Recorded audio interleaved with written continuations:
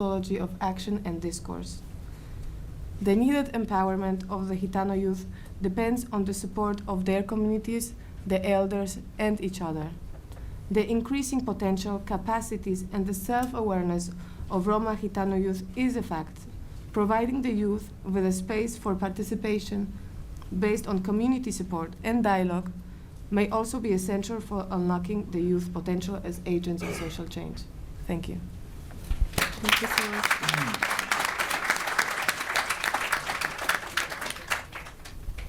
Professor Vermeersch, thank you so much for accepting our invitation to be here with us today. A lot of ideas were put on the table by our speakers, and I think that they're amazingly great. But you also have a great academic experience by looking at the Roma mobilization as a whole. And I would like to ask your opinion about the ideas that were shared by our two speakers, but also to tell us what is your take on the promises and premises of the Roma youth mobilization in the future. Thank you, Magda.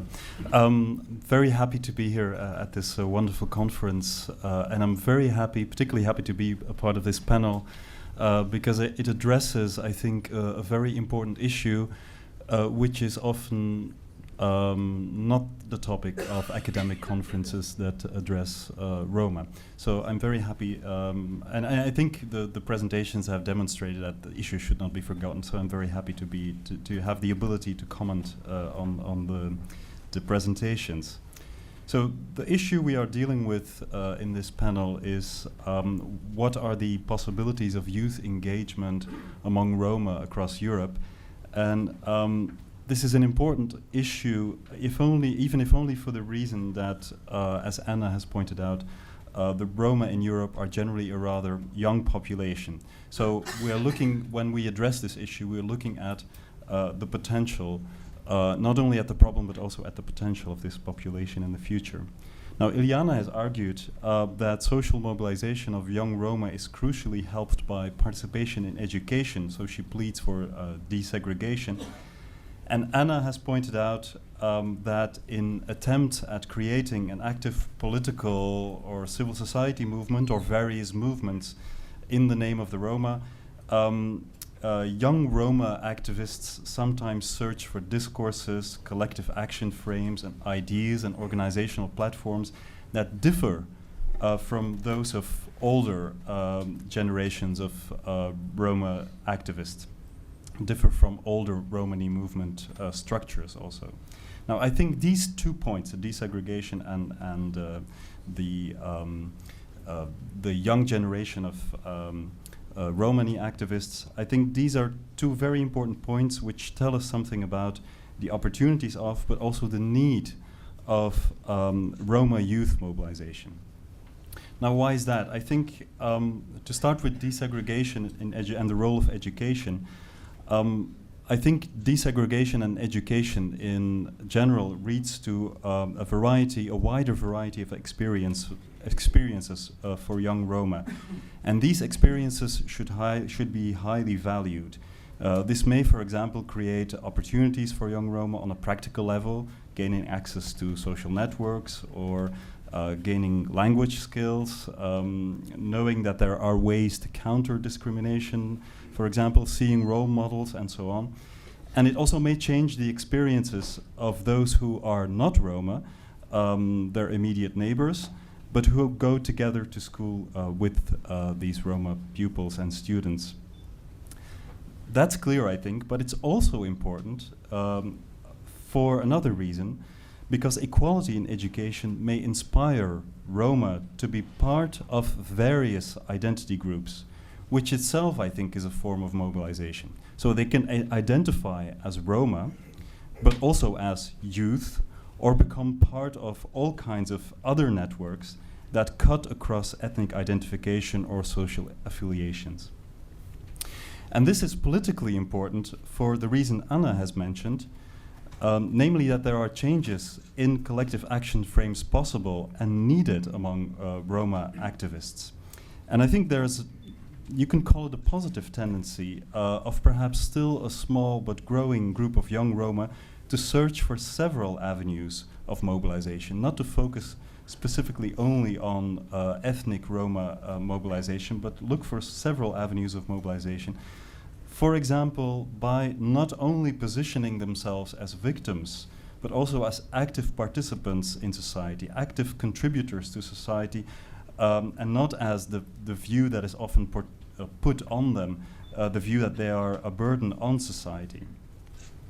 I'm reminded when I hear these stories and this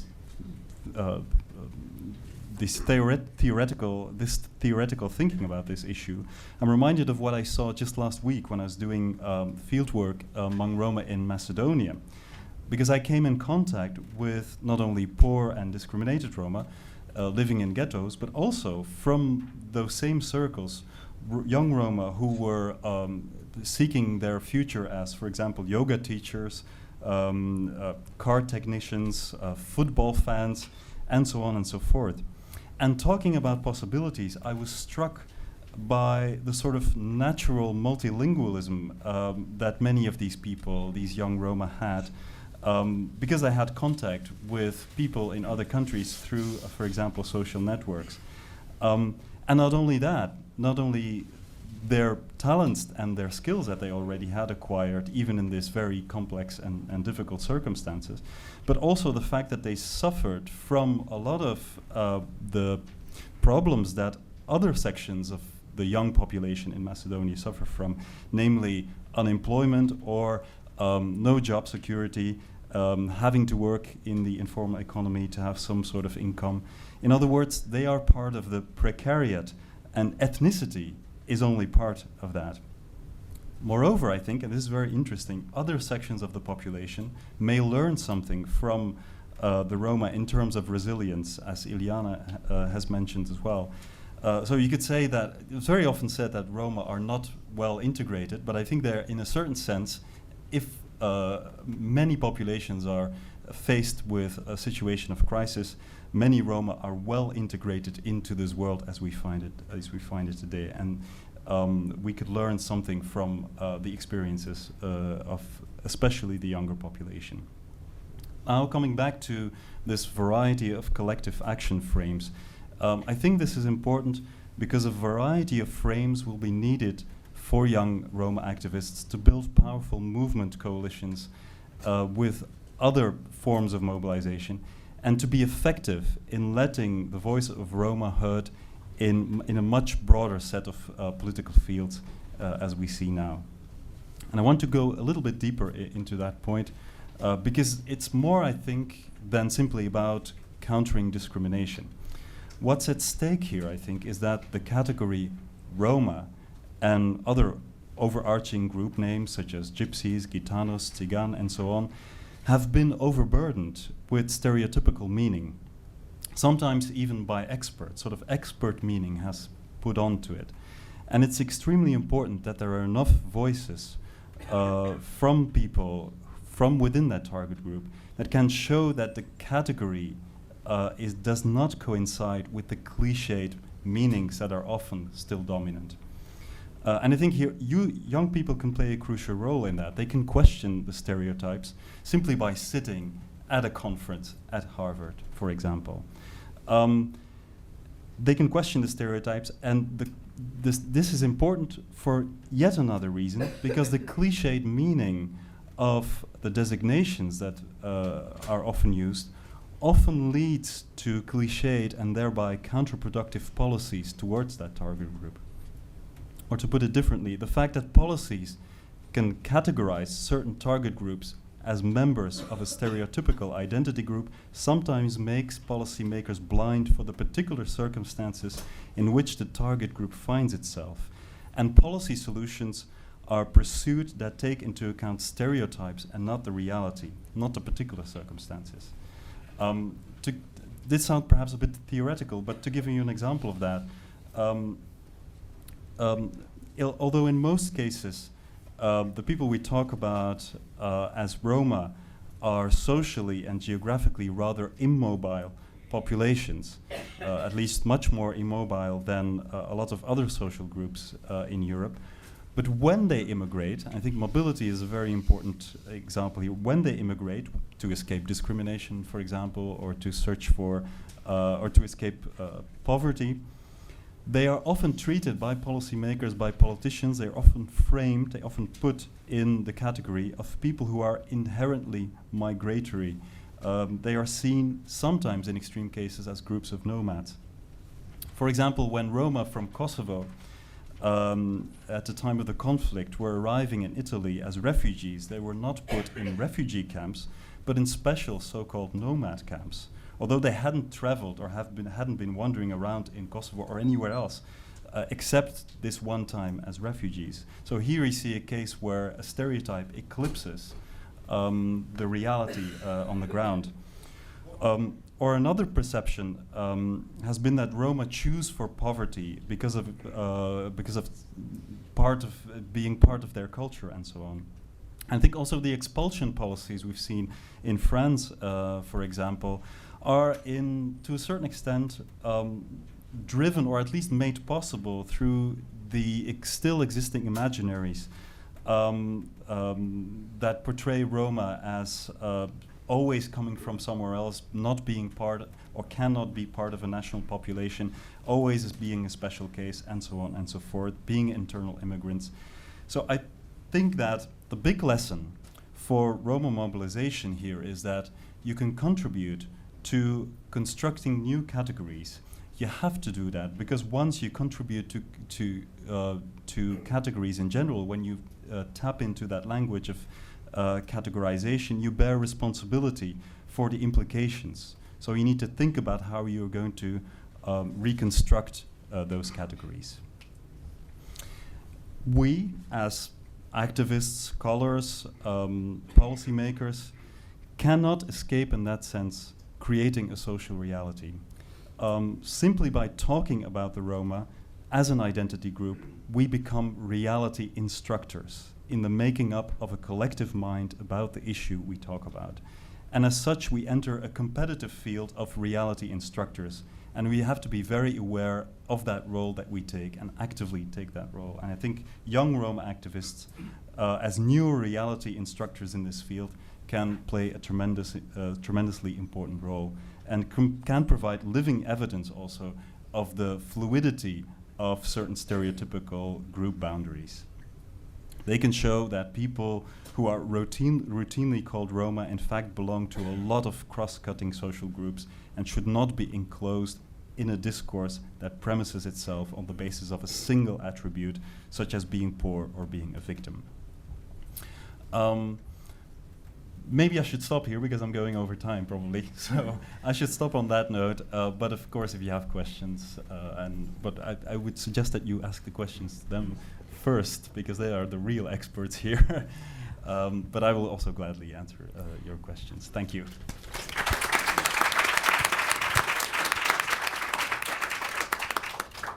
I don't know how to put that, but unfortunately we won't have questions for this. No panel. questions.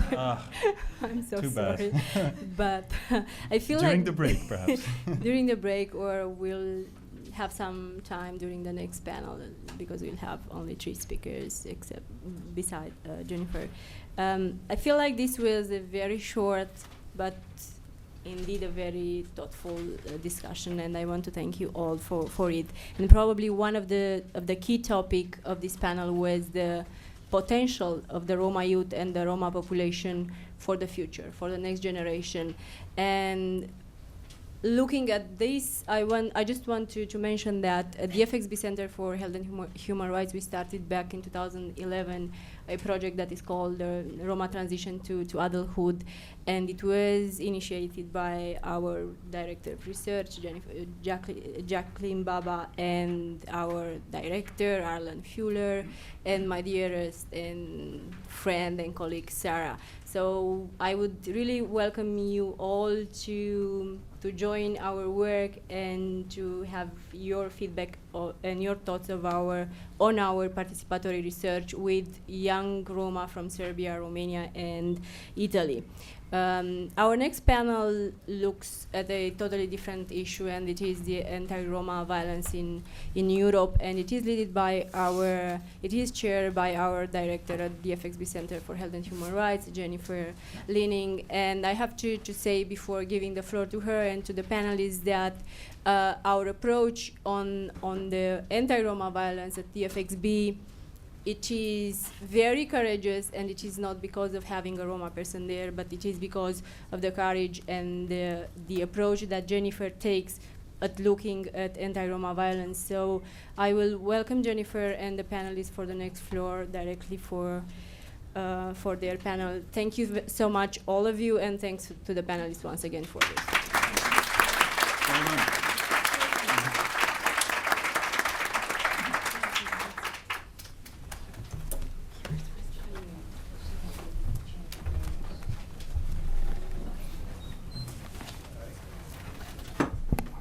This is a marvelous panel, and I'm very grateful to Magda for her discipline, but I'm very sorry that the questions couldn't be forwarded from the audience to this panel. But I promise that we will be inviting questions from the audience to this panel, as well as to the panel that is about to arrive.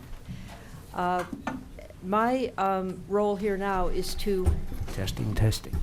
is to help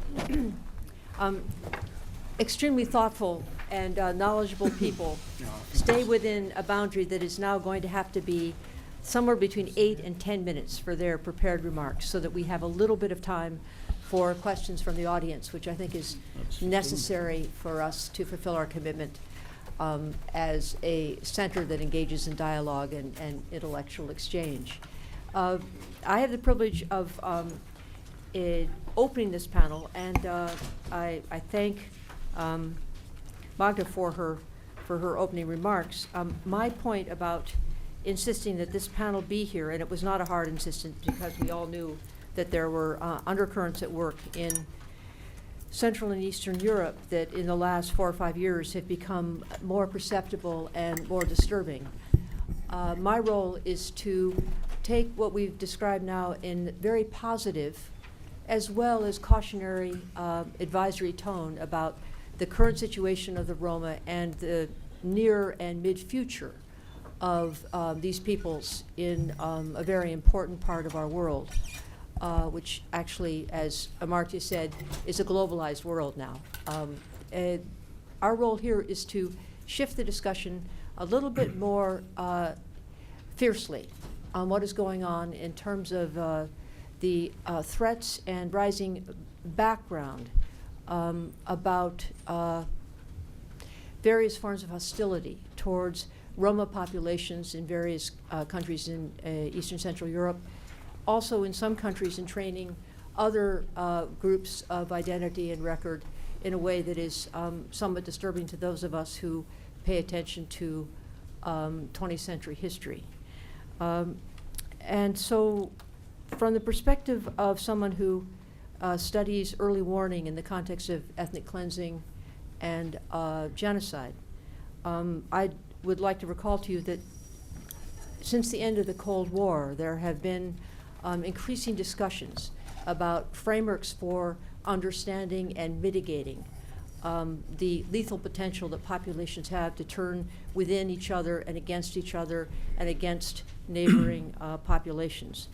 And despite this very strong effort on early warning, genocide prevention, responsibility to protect the establishment of the International Criminal Court, a number of good treaties that prevent the development and trade in some of the more deadly small arms, such as landmines and cluster munitions, there has still been, on our watch, a series of ethnic cleansing episodes of massive scale, genocide for sure, and evolutions of conflicts that have many different bases into that gray area between ethnic cleansing and genocide. And so I would just recall for you Bosnia, former Yugoslavia, Rwanda, Democratic Republic of Congo, Darfur, and now South Sudan, Sri Lanka, and currently what's unfolding in Burma.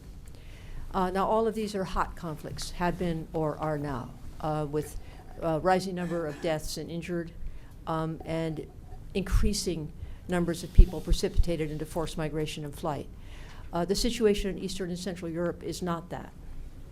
At least it is not that at 15 or 10,000 feet.